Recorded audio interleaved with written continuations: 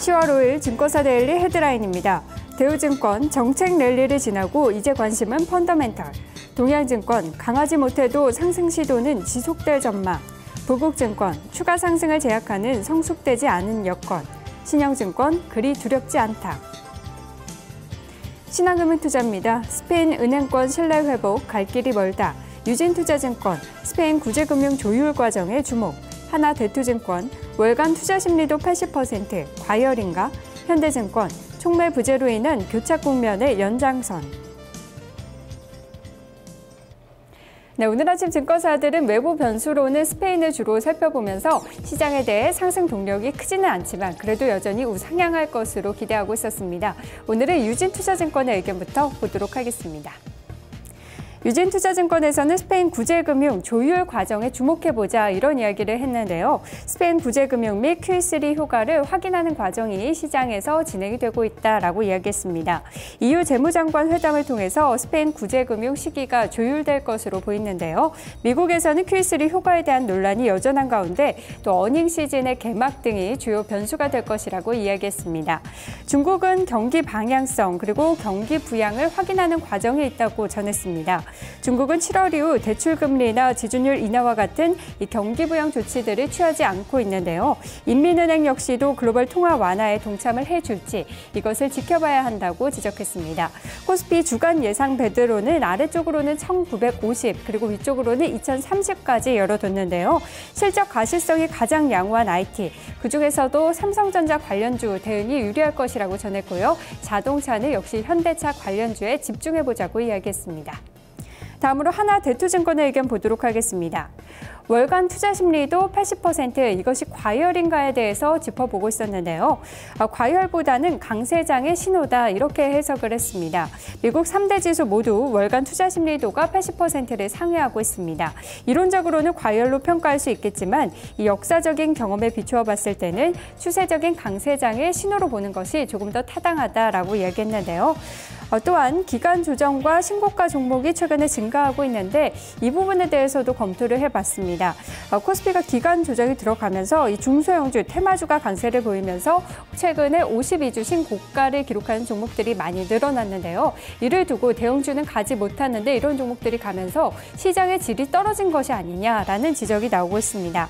하지만 이런 걱정은 할 필요가 없다고 전했고요. 이 52주 신고가 종목 수도 과거에 비해서 그렇게 많이 늘어난 것은 아니고 시장의 질적으로도 걱정할 필요가 없다는 이야기를 하고 있습니다. 지금은 동시 만기일 프로그램 매수 잔고가 상당 부분 롤오버된 부분이 있기 때문에 둘째 주에 옵션 만기일을 조금 더 확인해야 된다라는 의견 내놨고요. 역시 옵션 만기일이 있는 10월의 둘째 주가 중요한 변곡점이 될 것으로 이야기했습니다. 마지막으로 신한금융투자 의견 보도록 하겠습니다. 스페인 이야기 역시 하고 있습니다. 스페인 은행권 신뢰 회복은 조금 갈 길이 멀다라는 이야기 했는데요. EBA에서 27개 은행의 자본 확충 결과를 발표를 했습니다. 유럽은행감독기구인데요. 유럽은행들의 자본 확충과 관련해서 최종 결과가 포함된 보고서를 발표했는데 27개 은행의 자본 확충 결과는 대체로 양호한 것으로 발표가 됐습니다. 하지만 완전한 회복까지는 아직까지 먼 걸음이라고 지적을 했습니다. 스트레스 테스트 후속 조치의 일환으로 시행된 이 자본 확충의 성공적 마무리는 분명히 긍정적으로 평가할 수 있다고 이야기했는데요. 하지만 이 결과를 무턱대고 믿기에는 유로존의 상황이 여전히 좋지 않다고 지적했습니다. 특히 스페인 은행권의 부실 대출이 위험한 수준이라고 경고를 했고요. 스페인의 구제금융 신청, 호재라고 보기에도 어렵지만 또 악재라고 보기에도 어렵다고 이야기했는데요. 역시 남은 관건은 스페인의 구제금융 신청 여부 그리고 그 시기와 규모가 될 것이라고 이야기했습니다. 불확실성 해소 차원에서는 호재로 인식되겠지만 그 규모 또한 중요하다고 지적했습니다. 지금까지 증권사 데일리 살펴봤습니다. 네, 여전히 증시 변수들에 대해서 그리고 박스권에서 움직이고 있는 우리 증시가 어떤 방향을 보일지에 대해서 이야기들이 많이 되고 있습니다. 허준식 해설위원과 함께 짚어보도록 하겠습니다. 허 의원님 안녕하세요. 네, 안녕하십니까. 네, 오늘의 리포트 어떻게 보셨습니까? 네, 일단 시장은 스페인이라든지 중국 경기 관련된 우려 때문에 당분간 좀 횡보할 것으로 봤습니다. 그리고 하단은 뭐 기업 실적들 오늘 뭐 삼성전자 잘 나왔는데요. 이렇게 지지해 줄 것이기 때문에 당분간은 조금은 제한된 국면 안에서 흔들림이 있을 것으로 예상하고 있습니다. 예, 그렇다면 베스트 리포트로는 어떤 리포트 가져오셨나요? 네, 현대증권 리포트인데요. 9월 달에 이제 주요국 정부의 개방형 통화정책 발표 이후에 재료 부재로 증시가 교착 국면에 빠져 있는 상황입니다. 스페인의 우려라든지 중국의 경기 부진, 장기화 우려로 인한 글로벌 수요 감소 영향 때문에 시장이 지지부진하다는 얘기인데요. 글로벌 경기가 이렇게 증시 방향성 제시하지 못해주고 있는 가운데 어닝 시즌 앞두고 3분기 실적 추정치는 지속적으로 하향 조정되고 있다고 했습니다.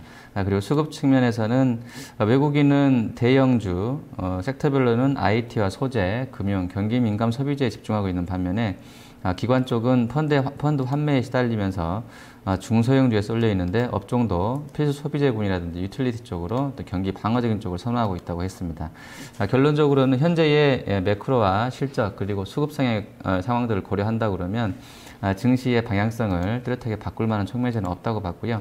따라서 매크로 불확실성이 해소가 되고 중국 경기의 방향성이 잡히기 전까지는 개별 종목에 더 집중하자고 이야기하고 있습니다. 네, 당분간은 시장이 좀 비슷한 움직임이 이어질 것이다라는 관점인데요. 말씀 잘 들었습니다. 네, 감사합니다.